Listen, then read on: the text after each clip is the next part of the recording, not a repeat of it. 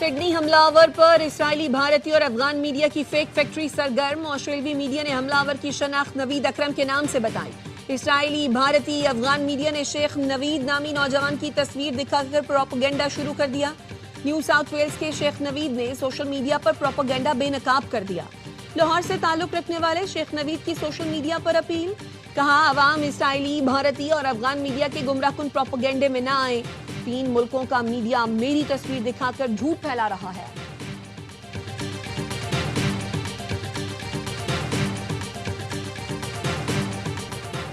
Australia के शहर Sydney के साहिल पर फायरिंग, 12 अफराद हलाक, बच्चों समेत 29 जख्मी। जख्मियों में 2 पुलिस एहलकार भी शामिल, हालत तशवीशनाक। जवाबी कार्रवाई में एक हमलावर मारा गया, दूसरा जख्मी हालत में गिरफ्तार। फायरिंग यहूदी त्यौहार की तकरीब के दौरान की गई। ऑस्ट्रेलियाई पुलिस ने वाकया दहशतगर्दी करार दे दिया। मुश्तबा हमलावर का नाम नवीद अकरम है। सिक्योरिटी इदारों का नवीद के घर पर छापा, हमलावरों की गाड़ी से धमाका खेज मवाद बरामद। एक हमलावर पर काबू पाने वाला बहादुर शहरी मुसलमान निकला। 2 बच्चों के बाप अहमद अल अहमद ने हमलावर से असलहा छीना। सदर जरदारी, वजीर आजम शहबाज शरीफ और वजीर दाखिला मोहसिन नकवी की ऑस्ट्रेलिया में वाक़े की मजम्मत।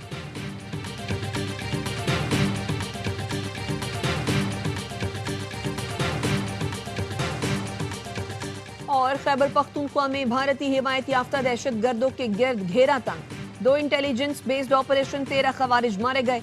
सिक्योरिटी फोर्सेस का मोहम्मद में ऑपरेशन, फायरिंग के तबादले में 7 खवारिज हलाक।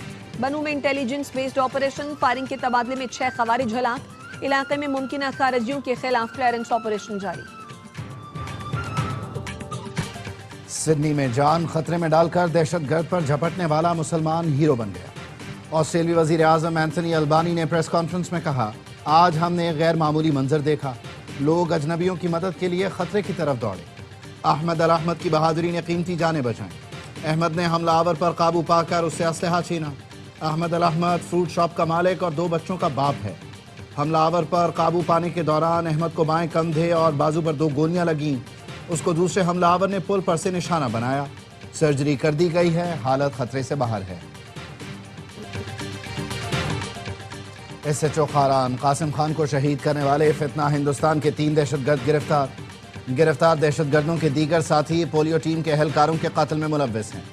DIG, CTD और एडिशनल चीफ सेक्रेटरी दाखिला बलूचिस्तान की प्रेस कॉन्फ्रेंस, कहा दहशतगर्दों के कैंप्स में अफगानिस्तान के लोग भी मौजूद हैं। दहशतगर्दों को अफगानिस्तान और भारत से सपोर्ट मिलती है। एक गिरफ्तार दहशतगर्द ने अफगानिस्तान से ट्रेनिंग लेने का एतराफ़ किया। FC हेडक्वार्टर्स पर हमले के ताने बाने भी अफगानिस्तान से मिलते हैं। दहशतगर्द पुलिस अफसर को अगवा करना चाहते थे। एडिशनल चीफ सेक्रेटरी दाखिला ने कहा, बैरून मुल्क मौजूद दहशतगर्दों के पीछे जाएंगे, इंटरपोल से राबता करेंगे। रवां साल 78,000 इंटेलिजेंस बेस्ड ऑपरेशन में 707 दहशतगर्दों को हलाक किया गया। ऑपरेशंस के दौरान 200 से ज़ायद सिक्योरिटी एहलकार शहीद हुए।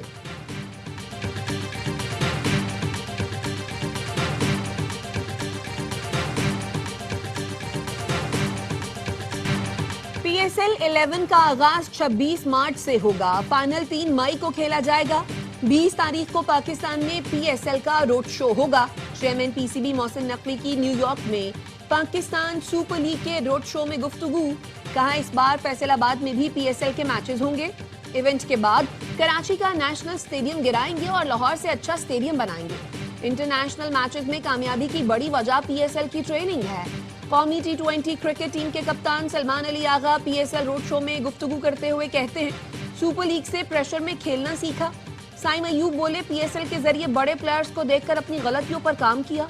अब्रार अहमद ने बताया, कप्तान पावर प्ले में बॉलिंग देकर प्रेशर देते हैं। घर में अब्बू शादी का प्रेशर देते थे। पहली बार मुझे कराची किंग्स ने सलाहियतें आजमाने का मौका दिया।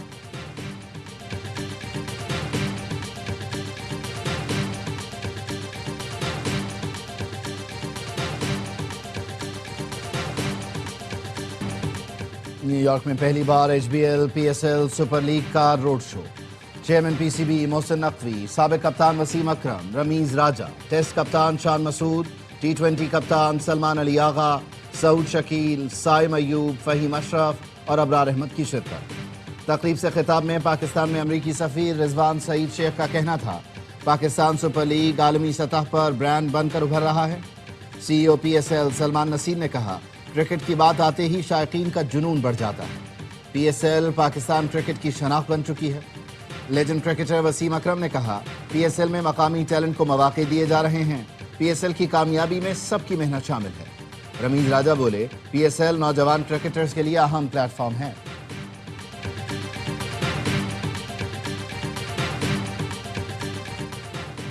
لاہور میں بیوی اور بیٹی کے قتل میں ملوث ڈی ایس پی نے اعتراف جرم کر لیا۔ پولیس تفتیش میں اہم انکشافات سامنے آ گئے۔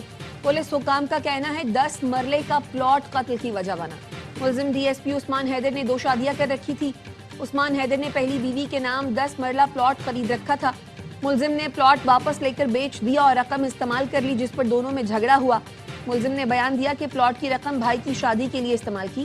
ملزم نے چھری کے وار سے بیوی اور بیٹی کو قتل کیا۔ ملزم نے بیوی کی لاش شیخو پورہ ٹول پلازا اور بیٹی کی لاش کاہنہ نالے میں پھینکی۔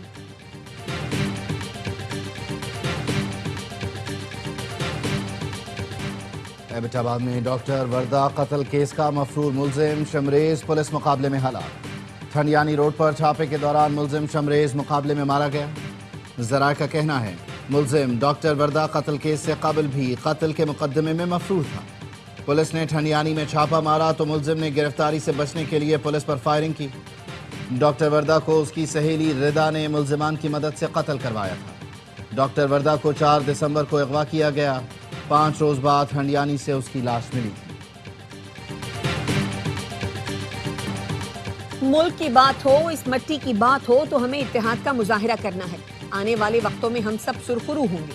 ملک ترقی کرے گا، اندھیرے دور ہوں گے۔ وزیر دفاع خواجہ آصف کا تقریب سے خطاب، کہا مارکہ حق میں جیت تاریخ کا سنہری باب ہے۔ ہماری افواج نے پاکستان کو اعزاز بخشا، موقع دیا ہم پاکستانی ہونے پر فخر کر سکے۔ بیرسٹر عقیل کا کہنا تھا، فیض حمید کو سزا ادارے میں خود احتسابی کا ثبوت ہے۔ پنجاب حکومت عوام کی فلاح و بہبود کے لیے اقدامات کر رہی ہے۔ پی ٹی آئی نے خیبر پختونخوا میں کوئی ترقیاتی منصوبہ شروع نہیں کیا۔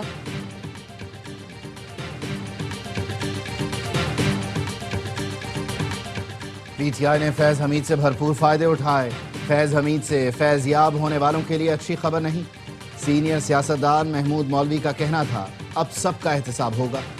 عمران اسماعیل کا کہنا تھا، پاک فوج نے انتہائی طاقتور شخص کو احتساب کے عمل سے گزارا۔ بہت بار احتساب کی بات سنی تھی لیکن ہوتے نہیں دیکھا تھا۔ پنجاب کی وزیر اعلیٰ مجھے مشورے نہ دیں، ہماری تربیت بانی پی ٹی آئی نے کی، انہی کی سنیں گے۔ وزیر اعلیٰ خیبر پختونخوا سہیل آفریدی کہتے ہیں، ہمیں مشورہ دینے والے ملک کو نیچے لے کر جا رہے ہیں۔ سروے رپورٹ کے مطابق پنجاب پولیس سب سے کرپٹ ہے۔ پورے پاکستان میں پنجاب سب سے نیچے ہے۔ صرف پنجاب کا نہیں، مرکز کا بھی یہی حال ہے۔ انہوں نے 5300 ارب روپے کی کرپشن کی۔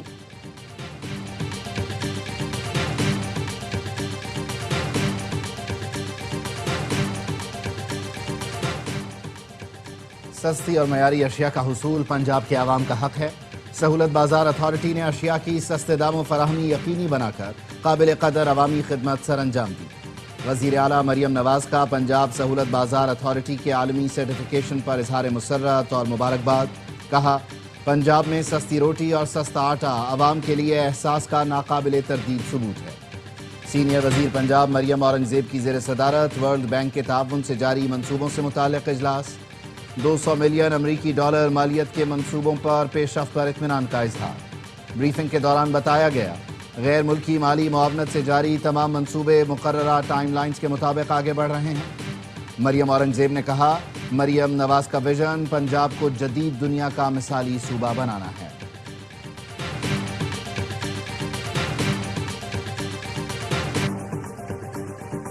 پاکستان نے پہلی بار عالمی ایکسچینجز کے لیے منظم، شفاف اور عالمی معیار کا راستہ کھول دیا۔ وزیر اعظم کے معاون خصوصی بلال بن ثاقب کہتے ہیں، بائنانس STX کو NOC کا اجرا نئی سوچ کا عملی قدم ہے۔ یہ اقدام نئی سوچ کی عکاسی اور ادارہ جاتی تبدیلی ہے۔ فریم ورک کے تحت اینٹی منی لانڈرنگ، دہشت گردی کی مالی معاونت کی نگرانی ممکن ہوگی۔ پاکستان میں 3 سے 4 کروڑ کرپٹو صارفین ہیں۔ پاکستان کا شمار کرپٹو اپنانے والے 3 ممالک میں ہوتا ہے۔ IMF کا بے نظیر انکم سپورٹ پروگرام کا بجٹ بڑھانے پر اطمینان کا اظہار۔ بے نظیر کفالت پروگرام کی امداد میں مزید اضافے کی سفارش۔ IMF کا کہنا ہے، بین الاقوامی معیار کے مقابلے میں پروگرام کی رقم کم ہے۔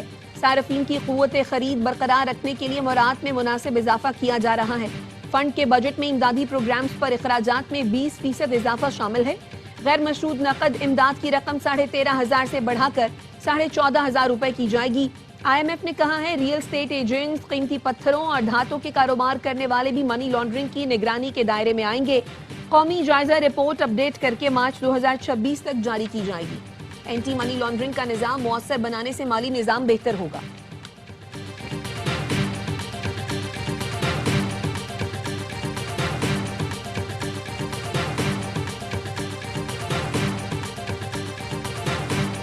ٹیم کا بگرام ایئر بیس پر فوجی ساز و سامان کی تیاری سے متعلق پروپیگنڈا بے نقاب۔ واشنگٹن پوسٹ نے لکھا سیٹلائٹ تصاویر اور شواہد سے ثابت ہوتا ہے بگرام ایئر بیس پر جنگی طیاروں اور بختر بند گاڑیوں کی تیاری میں حقیقت نہیں۔ ناکارہ طیاروں بختر بند گاڑیوں کو رنگ روغن کر کے رن وے پر کھڑا کیا گیا۔ سوشل میڈیا پر طالبان نے بطور پروپیگنڈا جنگی مشقیں، طیاروں کی مرمت، عسکری پریڈز دکھائیں۔ واضح رہے ٹرمپ بگرام ایئر بیس کی واپسی کا مطالبہ کر چکے ہیں۔ امریکہ کے انخلا کے وقت 7.1 ارب ڈالر کے ہتھیار اور فوجی ساز و سامان افغانستان میں چھوڑا گیا تھا۔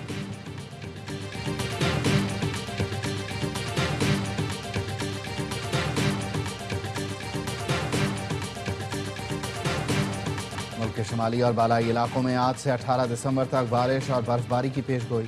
این ڈی ایم اے کے مطابق بالائی خیبر پختونخوا، کوہستان، گلگت بلتستان، آزاد جموں کشمیر اور بلوچستان کے مختلف علاقوں میں بارش اور برف باری متوقع۔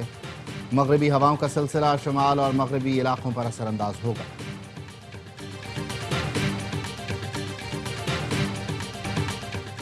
بلوچستان خشک سالی کی لپیٹ میں، کوئٹہ، رخشان اور مکران ڈویژن میں صورتحال ہر گزرتے دن کے ساتھ گھمبیر ہونے لگی۔ ماہرین کوئٹہ میں تہران جیسی صورتحال کا خدشہ ظاہر کر رہے ہیں۔ گوادر کو پانی کی شدید قلت کا سامنا، تشویشناک صورتحال پر زمیندار پریشان، پانی کی قلت اور خوراک کی کمی سے جانوروں کی اموات، چمن اور گرد و نواح میں ڈیم خشک۔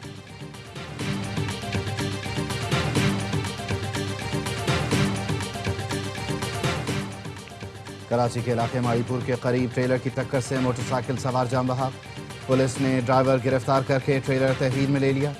پولیس کے مطابق موٹر سائیکل سوار ریس لگاتے ہوئے آ رہے تھے۔